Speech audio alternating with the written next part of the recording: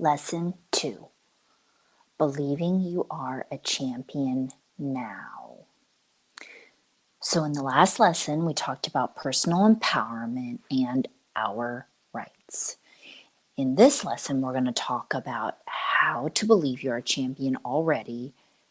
What do you believe about yourself? And how to rock your life because you are destined for greatness. Okay? And then we're also going to talk about fears that hold you back from being a champion. So we need to first address, as a result of our influences, as we talked about before, this has affected how we view ourselves in the world. Hence the phrase, if you think you can, then you will. If you think you can't, you won't. So I'll explain more.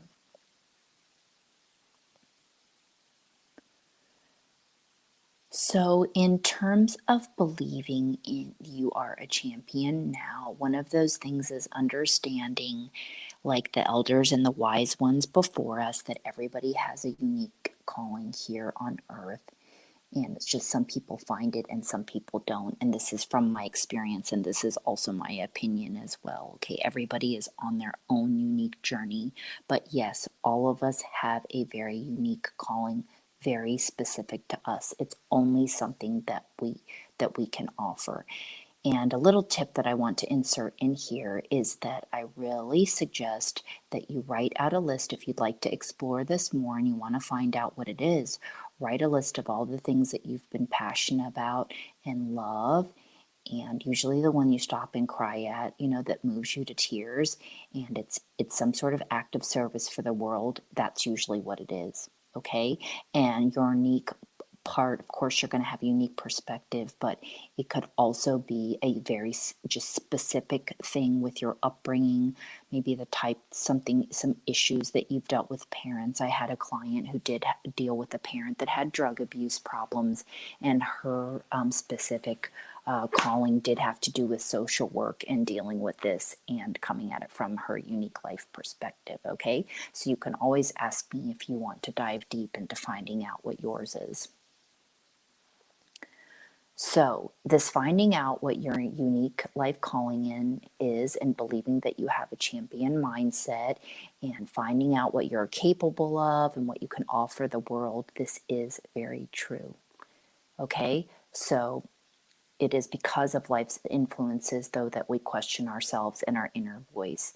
We're taught also, again, too, going back to that from a very young age, to not trust our intuition or our gut feelings anymore. Well, for a long time, I wouldn't say anymore, but hopefully things are changing now. So trust me when I say you are meant for greatness.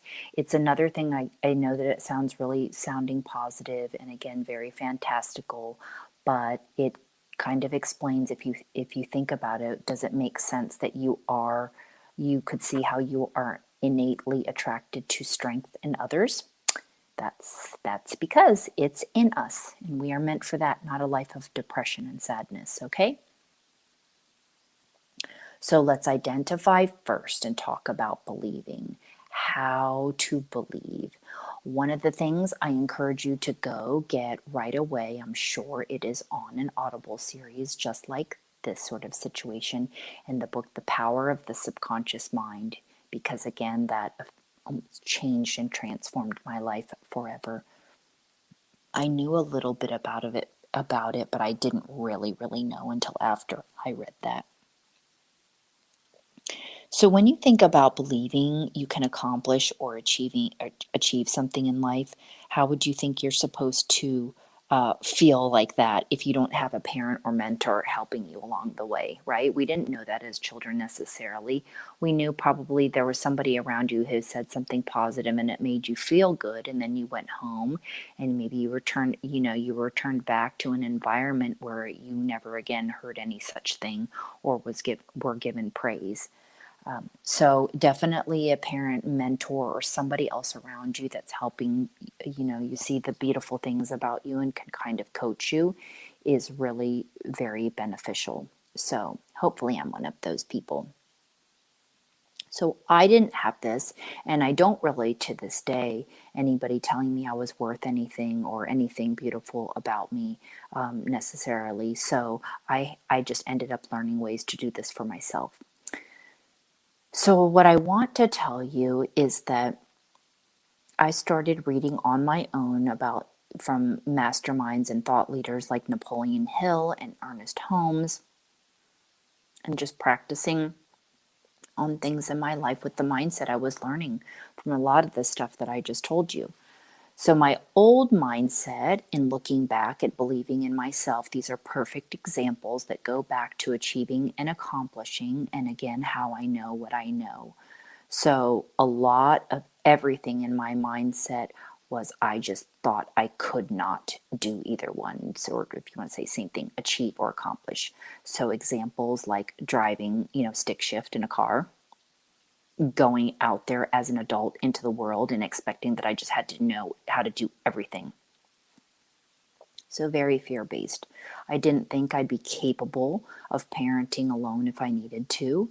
I didn't think I could give birth without drugs. I basically did not believe I could stand on my own 2 feet. And it didn't make it better that my dad made a lot of decisions for me. So I had a hard time making decisions into my adulthood. So, what I realized is the things I feared were not true fears, and it was all about me just not believing in myself. And I definitely did not think I could learn skills. I just felt like, when you looked at somebody, it's like, even if you thought, oh, I wish I could be like that, I never actually thought I could learn to develop it. So that's kind of interesting when I look at it. I was definitely an introvert, and being an introvert, I definitely did not have any social skills, and I would never have thought that I'd ever say in life, nice to meet you. Like, those stories just make me laugh so much, thinking about how I'd make fun of just when I would, just make fun to even, see people doing that and hugging and loving each other because I was so, angry and negative about the world. And I was so angry and negative because I just wanted, people to love each other and, take care of one another and all those beautiful things that I was not seeing. And throw in there what I felt like the government and the media, was showing to us, which is a lot of rejection. Okay, I'm getting sidetracked. So I want to ask you in this little part segment is there something that holds you back from accomplishing or achieving? Is it something somebody said? What was it? Was it your negative self-talk? But what was your negative self-talk based on? Was it because somebody said something to you? So I would like you to write down and even journal a little bit on that. Is there anything, and is there actually a particular fear? And maybe there was a moment you felt discouraged. So you can kind of retrace your steps. And this is also a good way to do healing work when you start journaling this sort of thing. Okay? So another thing that prevented me to push me forward is that since my dad was always saying things like, if I wanted to, try to learn how to play an instrument, he'd tell me that I'd get sick of it. So definitely not positive thinking. Okay, so there were a lot of fears and different things I created in my mind. It's like I was already thinking that I was going to fail, or, again, not thinking I could learn anything. So I was like cutting myself off before I even made any attempts of anything. So, the old mindset, I think I just explained to you, is lots of fear based things of not feeling like I could achieve or accomplish, and fear of just being in the world, all these things we talked about, and also things like fear of guns. That was another thing I realized after later on in life and learning about self defense, that was always also a fear created by the media. And so I look back at that as like, wow, the fact that now I know what I know, the fact that I even thought a gun would just go off automatically, like, is just crazy to me. And so just educating ourselves, everything, like I just said before, fear based, or it not wasn't even a real fear. So it was worthless thought. So, my new mindset as a result of expanding my mind with cultural music and food and talking to all kinds of people outside my circle, which I was really a snob about, especially if people didn't like the same music, once I just kept expanding. And then also one of the biggest steps for me in my new mindset is overcoming this fear of falling on the ground, getting hurt, and self-defense finally was able to help me when I learned by falling so many times to actually got on a skateboard after like 20 some years, because I always wanted to and I never was comfortable with embracing falling. So now I want you to write down some fears that hold you back from excelling, to get to any sort of positive or champion state of mind. And then I want you to write down if they're actually real fears. Okay, one of my favorite acronyms for fear: false evidence appearing real. I like to reference all the time just because there were so many things that I feel like the best word to put is silly. Like, I feel silly that I feared them because there was really nothing to fear. Then I want you to write down if, in general, just you fear change in whatever it is in the area of your life. I want you to think about what's the best that could happen from making the change.